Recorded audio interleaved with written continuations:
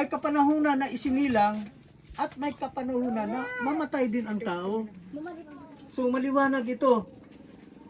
A time to kill and a time to heal. So may mga panahon na nandun ang pagsubok, mga kamatayan, at nandun po ang panahon ng paghilom. Kunwari, magkagalit kayo, so may time na mahihilom yung galit, mawala yung galit, di ba?